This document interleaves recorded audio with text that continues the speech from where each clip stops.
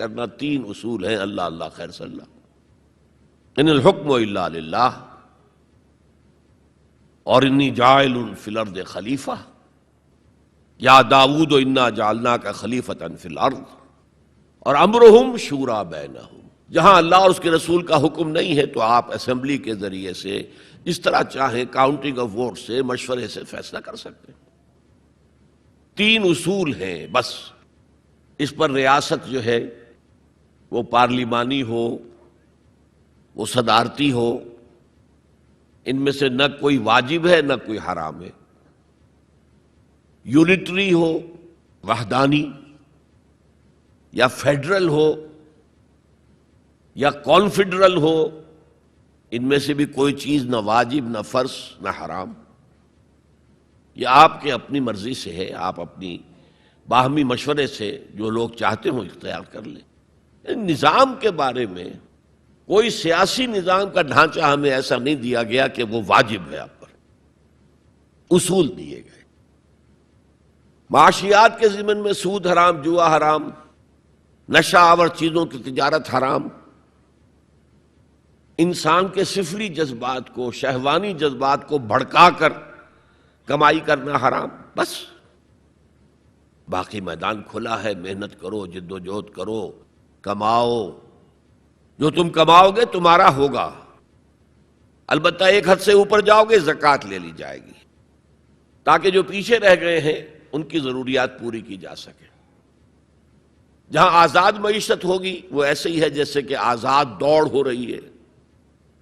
اب جب دوڑ میں ظاہر بات ہے کہ آپ اگر تو انہیں رسے سے باندھ دیں گے تب تو نہ کوئی آگے رہا نہ پیچھے رہا، لیکن دوڑ کا فائدہ کیا ہے؟ دوڑ تو یہ ہے کہ ذرا وہ شخص جو تیز دوڑ سکتا ہو وہ نمایاں ہو۔ تو فری اکانومی جہاں بھی ہوگی، کوئی آگے نکل جائیں گے کوئی پیچھے رہ جائیں گے، تو پیچھے والوں کے بھی کچھ حقوق کا لحاظ کیا جائے۔ زکوٰۃ کیا ہے؟ تؤخذ من اغنیائہم ترد الی فقرائہم، ان کے امیروں سے وصول کی جائے گی، ان کے غریبوں کو دے دی جائے گی، بس یہی جو ہے اسلام کا معاشی نظام ہے۔ لیکن معاشرتی نظام پر بڑی بحثیں آئی ہیں، سورہ نور، سورہ احزاب بہت مفصل، سورہ نساء، اور آئلی قوانین پر جو میں نے کہا تھا بالکل پہلے نیچے بیس ہے وہ اس مثلث کا، اس پر آپ دیکھتے ہیں کہ کئی رکوع، 3-4 رکوع تو سورہ بقرہ میں ہے، پھر سورہ نساء میں ہے، سورہ مائدہ میں ہے، پھر سورہ نور میں ہے، سورہ احزاب میں ہے، سورہ مجادلہ میں ہے، سورہ طلاق میں ہے، سورہ تحریم میں ہے۔ یہ آئلی قوانین تو بہت ہی تفصیل کے ساتھ بیان کیے گئے۔ حکمت کیا ہے کہ یہی تو ہے جڑ، بنیاد تو یہی ہے۔ اگر اسی بنیاد میں خرابی آ گئی تو خشت اول چونہد معمار کج، تا سریا می رود دیر کب دیوار کج، اگر پہلی اینٹ جو ہے دیوار کی ٹیڑھی رکھی گئی تو بناتے جائیے آپ، اوپر ٹیڑھ جائے گا آخر تک۔ اس لیے آئلی نظام کو سب سے زیادہ تفصیل کے ساتھ قرآن مجید میں بیان کیا گیا۔ اب دوسرا نقطہ دیکھیے، اسلام کے معاشرتی نظام کا جو اصل الاصول ہے، پہلی بنیادی بات جو ہے وہ کیا ہے؟ تمام انسان مرتبے میں برابر ہیں، پیدائشی طور پر کوئی انسان افضل نہیں، کوئی ارذل نہیں، کوئی اونچا نہیں کوئی نیچا نہیں، پیدائشی طور پر۔ اونچ نیچ ہوگی، وہ ہوگی ایکوائرڈ کریکٹرز کی وجہ سے، جو آپ نے حاصل کیا۔ آپ نے علم زیادہ حاصل کیا، آپ کی ایک عزت ہو جائے گی۔ آپ میں تقوی زیادہ ہے، خدا ترسی زیادہ ہے، آپ کی عزت کی جائے گی۔ آپ خادم خلق ہیں، آپ کی عزت کی جائے گی۔ لیکن یہ ساری چیزیں ایکوائرڈ ہیں، بعد میں انسان نے حاصل کی ہیں۔ پیدائشی طور پر کوئی انسان اونچا نہیں، کوئی انسان نیچا نہیں۔ یہ بڑا انقلابی پیغام ہے قرآن کا، اور یہ سمجھیے کہ پورے عالم انسانیت کے لیے، میں ابھی گواہی بھی آپ کے سامنے پیش کروں گا، کہ عالم انسانیت میں پہلی مرتبہ یہ پیغام اسلام نے دیا. چنانچہ میں نے آیت آپ کو سنائی، یا ایھا الناس یا ایھا الذین آمنوا، نہیں، اے لوگو، انا خلقناکم، ہم نے ہی تم سب کو پیدا کیا، وجعلناکم شعوبا وقبائل، اور تمہیں قوموں میں اور قبیلوں میں تقسیم کر دیا. تمہاری رنگتیں مختلف ہیں، تمہارے ناک نقشے مختلف ہیں، تمہاری بولیاں مختلف ہیں. جعلناکم شعوبا وقبائل لتعارفوا، یہ صرف تعارف کے لیے ہے، یہ کوئی معیار نہیں ہے کہ یہ بلند ہے وہ کم ہے، فلاں نسل جو ہے اونچی ہے فلاں نسل نیچی ہے، گورے جو ہیں اونچے ہیں اور کالے جو ہیں نیچے ہیں، یا مرد اونچے ہیں اور عورتیں نیچی ہیں. پیدائشی طور پر تمام انسان بالکل مساوی. اس اصول پر ہم نے بھی زیادہ غور نہیں کیا ہے. آپ جس معاشرے میں ہیں، یہاں پیدائشی طور پر برہمن اونچا ہے، شودر تو نیچا ہے. ویسے کوشش ہو رہی ہے، معاشرتی سطح پر کوشش ہو رہی ہے، قانونی سطح پر کوشش ہو رہی ہے کہ ان تصورات کو ختم کیا جائے. چنانچہ سب سے بڑھ کر یہ کوششیں امریکن سوسائٹی میں ہوئی ہیں. Any discrimination on the basis of the color of the skin is a crime. قانونی اور دستوری طور پر جتنا کچھ ہو سکتا تھا اس معاملے میں وہ امریکہ نے کیا ہے. لیکن آج بھی امریکہ میں کالے اور گورے کے درمیان دلی طور پر منافرت ہے. دلوں کو تو قانون نہیں بدل سکتا، قانون تو آپ کے ظاہر پر حکمرانی کر سکتا ہے. اور میں سمجھتا ہوں کہ یہ کریڈٹ دیا جانا چاہیے، انہوں نے غلامی کے خاتمے کے لیے جنگ لڑی اور ان کے ہاں ڈسکریمنیشن بالکل ختم ہے قانوناً. بہت بڑا جرم ہے. پھر بھی حالات کیا ہیں؟ اگر کسی گوروں کی آبادی میں کوئی کالا افرو امریکن آ کر مکان خرید لیتا ہے تو اس آبادی میں جائیداد کی قیمت ایک دم گر جاتی ہے. اب وہ سارے گورے وہاں سے بیچ کے اپنے گھر باہر جا کے ٹاؤن شپس علیحدہ آباد کر لیتے ہیں، ان کے ساتھ رہنے کو تیار نہیں ہے. کون سا قانون روکے گا انہیں اس سے کہ آپ اپنا مکان نہیں بیچ سکتے، آپ کو یہیں رہنا پڑے گا؟ یہ تو کوئی بات نہ ہوئی. چنانچہ جو حضرات امریکہ آتے جاتے رہتے ہیں ان کے علم میں ہے کہ ہر بڑے شہر کا جو ڈاؤن ٹاؤن ہے وہ افرو امریکنز کے قبضے میں ہے. بالٹیمور میں چلے جائیے، واشنگٹن میں چلے جائیے، لاس اینجلس میں چلے جائیے، جہاں جائیں گے ڈاؤن ٹاؤن وہ افرو امریکنز کانوں کے قبضے میں ہے. اور سب لوگ باہر نکل کے انہوں نے اپنی بستیاں بسا لی ہیں گوروں نے. تو یہ صورتحال، اس میں قرآن مجید کہتا ہے کہ دیکھو لوگوں، تم میں کوئی بنیادی طور پر پیدائشی طور پر رنگت کی وجہ سے، نسل کی وجہ سے کوئی نہ افضل ہے نہ مفضول ہے، نہ کوئی اعلیٰ ہے نہ ادنا ہے. کلکم، اور اس پر میں نے جو پیش کی ہے گواہی مزید حضور کی حجۃ الوداع کے خطبے سے، لا فضل لعربی علی عجمی ولا لعجمی علی عربی ولا لاسود علی احمر ولا لاحمر علی اسود الا بالتقوی کلکم بنو آدم وآدم من تراب.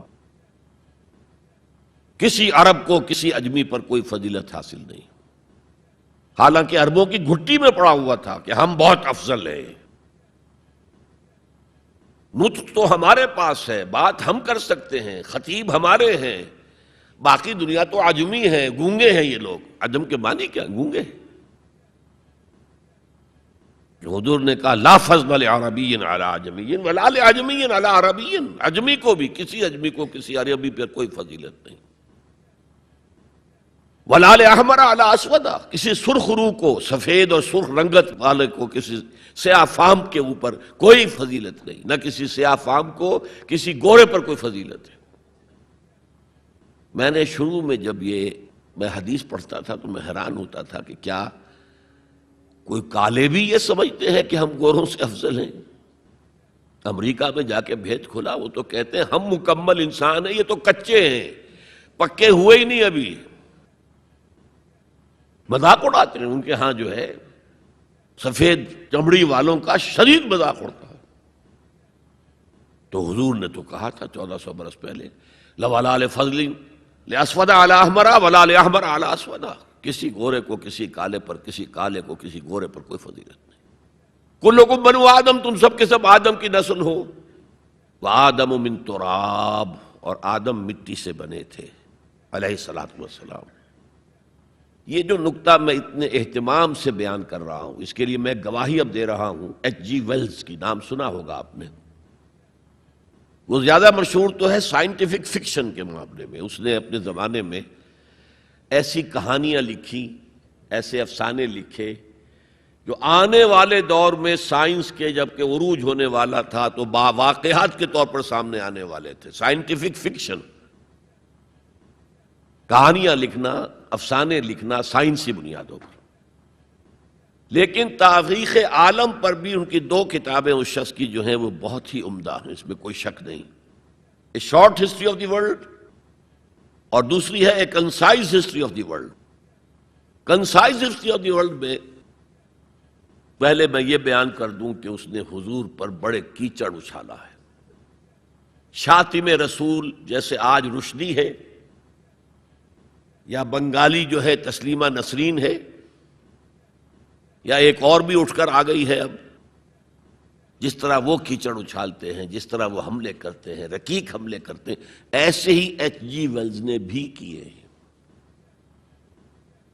یہ میں کس لیے بتا رہا ہوں؟ تاکہ یہ بات جو ہے واضح ہو جائے کہ وہ عقیدت مند نہیں ہے، حضور کا دشمن ہے.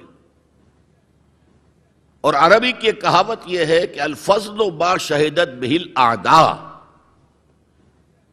دوست اور عقیدت مند تو تعریف کریں گے. کیا کسی مسلمان کے لیے ممکن ہے کہ حضور کی تعریف نہ کرے؟ بلکہ وہ نعتیں پڑھتے ہوئے غلو بھی کر جائیں گے، کہیں سے کہیں پہنچا دیں گے. ہاں اگر دشمن تعریف کرے تو وہ بات ہے کہ جو قابل غور ہے. میں نے اس لیے اسٹیبلش کیا دشمن ہے، دوست نہیں ہے، عقیدت مند نہیں ہے. لیکن جو چیپٹر اس کا ہے حضور کی زندگی پر، اس کے آخر میں آ کر خطبہ حجۃ الوداع کا یہ حوالہ اس نے دیا، لا فضل لعربی علی عجمی ولا لعجمی علی عربی ولا لاسود علی احمر ولا لاحمر علی اسود الا بالتقوی. اور اس کے بعد جو اس کا ری ایکشن ہے، اس پر جو تبصرہ تھا کہہ رہا ہوں، اس کی وجہ بتا دوں گا بعد میں. معلوم ہوتا ہے گھٹنے ٹیک کر کوئی شخص جو ہے اور سر جھکا کر خراج عقیدت پیش کر رہا ہے. ایگزیکٹ الفاظ یہ تھے اس کے، although the sermons of human equality, fraternity and freedom were said before also, and we find a lot of such sermons in Jesus of Nazareth, but it must be accepted that it was Muhammad sallallahu alayhi wasallam who for the first time in human history established a society based on these principles. کہ اگرچہ انسانی مساوات، اخوت اور حریت کے واعظ تو پہلے بھی بہت کہے گئے تھے، بہت کہے گئے تھے، بہت کہے گئے تھے. اب عیسائی ہونے کے باوجود کہتا ہے کہ مسیح ناصری، جیزس آف نظرت، حضرت عیسیٰ علیہ السلام کے ہاں بھی واعظ تو بہت ہے، لیکن ان اصولوں پر کوئی معاشرہ وہ قائم نہیں کر سکے. تاریخ انسانی میں پہلی شخصیت محمد کی ہے صلی اللہ علیہ وسلم، جس نے کہ ان اصولوں پر معاشرہ بالفعل قائم کر کے دکھایا. اچھا اب آئیے اس کی اہمیت پر. اہمیت یہ ہے کہ آج جیسا کہ میں نے کہا تھا کہ دنیا سکڑتی جا رہی ہے، فاصلے تو کوئی ہے ہی نہیں، اب کوئی معنی ہی نہیں. جیسے حدیث میں آیا تھا کہ دجال بات کرے گا ساری دنیا میں سنی جائے گی. آج کوئی دجال صاحب جو ہے واشنگٹن سے تقریر کرتے ہیں اور پوری دنیا میں سنی جاتی ہے. اب جو یہ دنیا چھوٹی ہو رہی ہے تو اس کا ایک منطقی تقاضا یہ ہے، یہ جو نیو ورلڈ آرڈر کی بات ہے یہ منطقی ہے. کوئی ایک عالمی ریاست ہونی چاہیے. اب یہ چھوٹی چھوٹی ریاستیں، نیشن سٹیٹس وغیرہ، یہ تو لڑتی بھڑتی رہیں گی، اس نے اس کے اوپر چڑھائی کر دی، اس نے اس پر چڑھائی کر دی۔